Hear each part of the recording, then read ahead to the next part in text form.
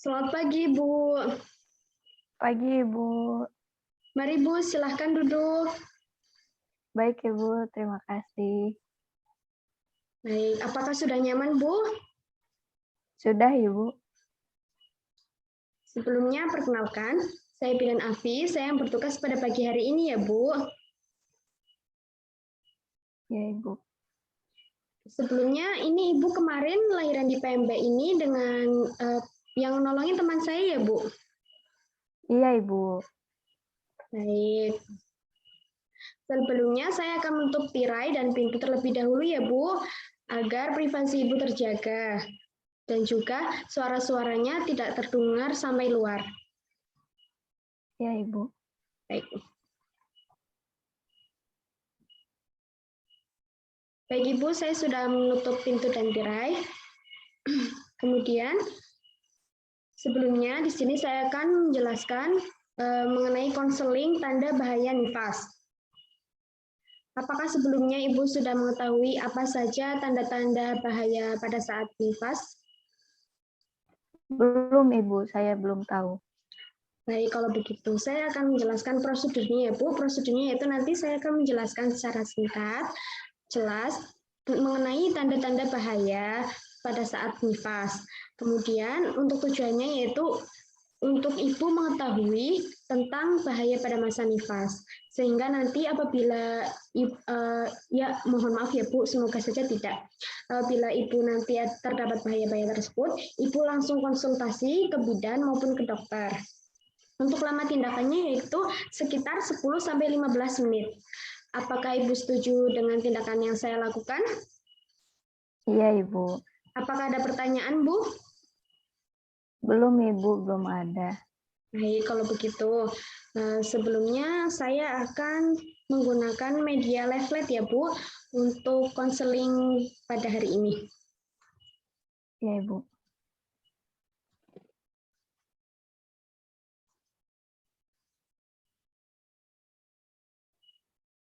Apakah sudah kelihatan, Bu?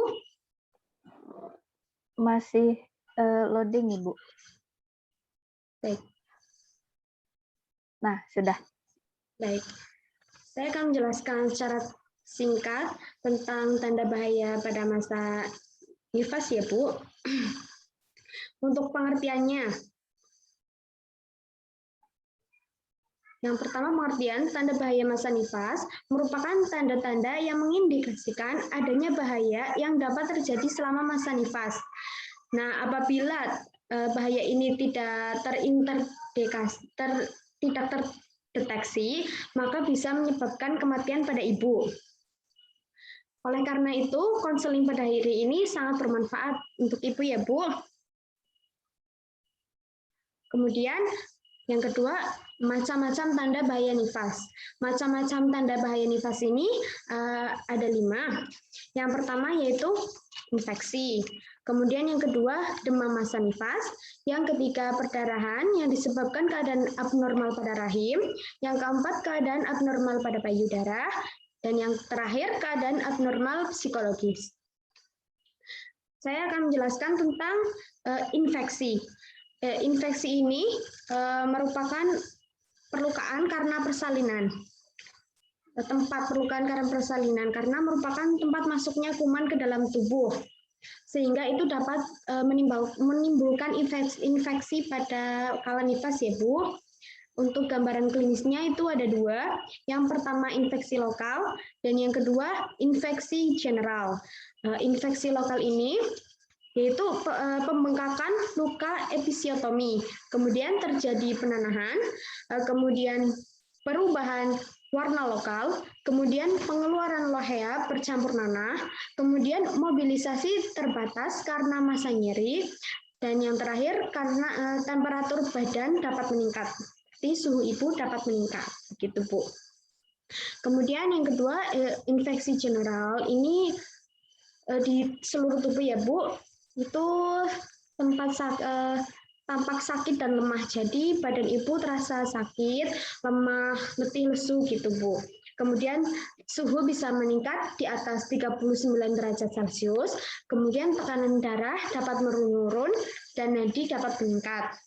Kemudian pernafasan dapat meningkat dan nafas terasa sesak. Jadi ibu kalau nafas itu sesak, Bu. Kemudian yang terakhir itu kesadarannya gelisah sampai menurun dan koma. Nah, selanjutnya ini ada faktor penyebab terjadinya infeksi masa nifas. Adalah sebagai berikut. Yang pertama, manipulasi penolong. Nah, ini terlalu sering melakukan pemeriksaan dalam. Terus alat yang dipakai kurang steril.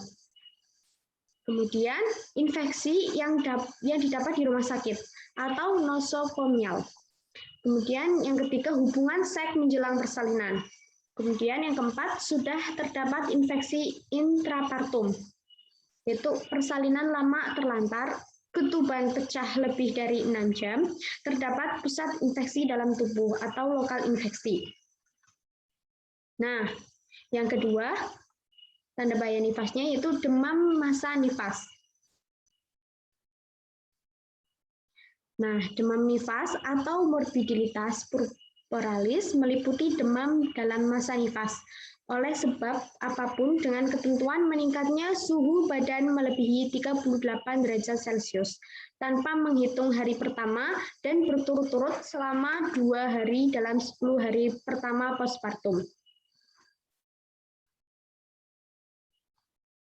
Nah, yang selanjutnya yaitu yang ketiga, perdarahan yang disebabkan keadaan abnormal pada rahim.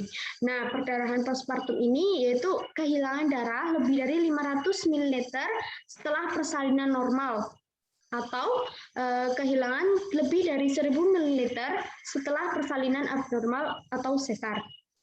Nah, perdarahan dalam jumlah ini dalam waktu kurang dari 24 jam disebut sebagai postpartum primer. Kemudian kalau lebih dari 24 jam, itu disebut postpartum sekunder.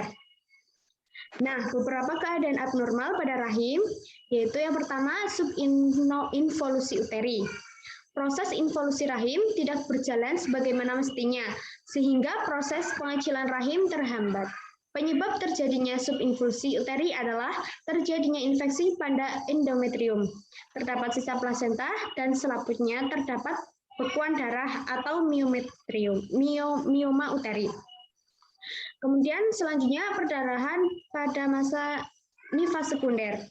Yang sudah saya jelaskan tadi yaitu pada 24 jam pertama. Penyebabnya yaitu terjadi infeksi pada endometrium dan terdapat sisa plasenta serta selaputnya.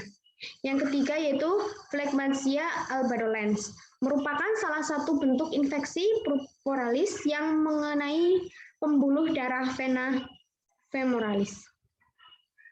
Nah, yang keempat yaitu keadaan abnormal pada payudara. Nah, beberapa keadaan abnormal yang mungkin terjadi yaitu yang pertama bendungan ASI, disebabkan oleh penyumbatan pada saluran ASI. Keluhan mama yang bengkak, mama itu payudara ya Bu.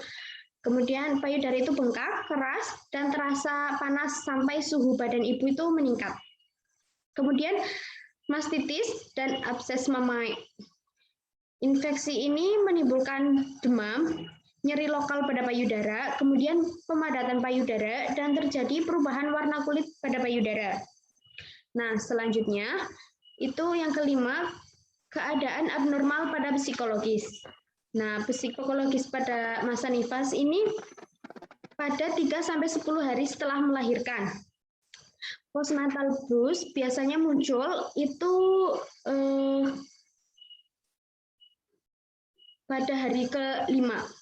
Postnatal blues adalah suatu kondisi di mana ibu memiliki perasaan khawatir yang berlebihan terhadap kondisinya dan kondisi bayinya, sehingga ibu mudah panik dengan sedikit saja perubahan pada kondisi dirinya atau bayinya. Jadi ibu itu sangat khawatir dengan dirinya sendiri serta bayinya, apalagi dengan ibu dengan kelahiran bayi pertama. Nah, pada depresi masa nifas ini, yang kedua itu depresi pada masa nifas. Riset menunjukkan 10% ibu mengalami depresi setelah melahirkan.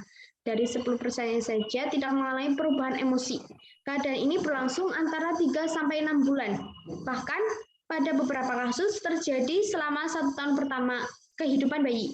Penyebab depresi terjadi karena reaksi terhadap rasa sakit yang muncul saat melahirkan dan kekhawatiran yang muncul setelah bayi lahir. Nah, begitu tanda-tanda bahaya pada masa nifas. Apakah Ibu sudah paham, Bu? Sudah, Ibu. Apakah ada yang ditanyakan, Bu? Tidak, Ibu. Tidak ada. Baik, kalau tidak ada, coba Ibu jelaskan yang sudah saya jelaskan tadi. Ya, jadi tanda bahaya nifas itu adalah tanda-tanda yang mengindikasikan adanya bahaya yang bisa terjadi selama masa nifas. Nah, ada tadi macam-macamnya itu ada 5 ya, Bu. Ada infeksi, terus Demam. ya demam, lalu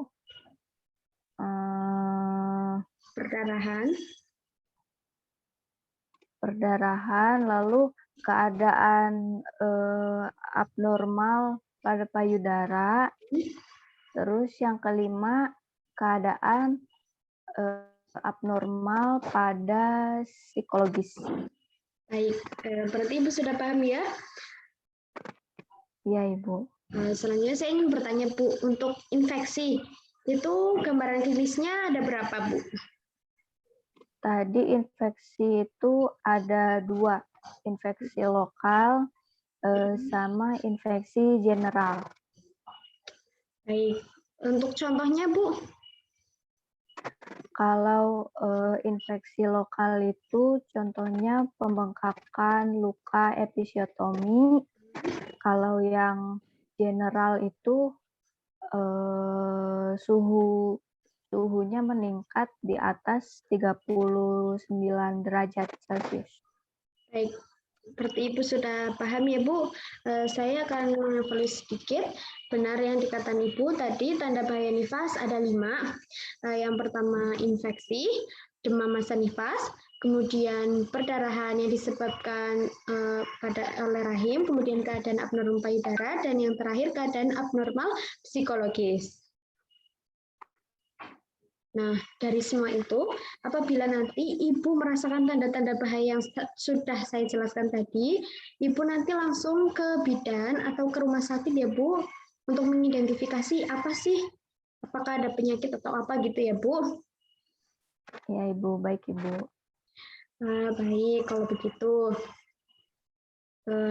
Berarti ini sudah paham. Kemudian untuk nanti kunjungan berikutnya, yaitu 3 hari ya, Bu, setelah ini. Iya, Ibu. Nah, baik. Ada pertanyaan, Bu? Sudah, Ibu. Sudah cukup jelas tadi yang dijelaskan oleh Ibu. Baik, kalau begitu saya sudahi konseling pada pagi hari ini ya, Bu. Terima kasih atas kerjasama Ibu, dan Ibu sangat kooperatif sekali ya, Bu. Ya, Ibu. Terima kasih banyak, Ibu. Baik, Bu. Selamat pagi. Ya, Ibu. Setelah itu kita mendokumentasi tentang hasil KIE, bahaya pada ibu nifas.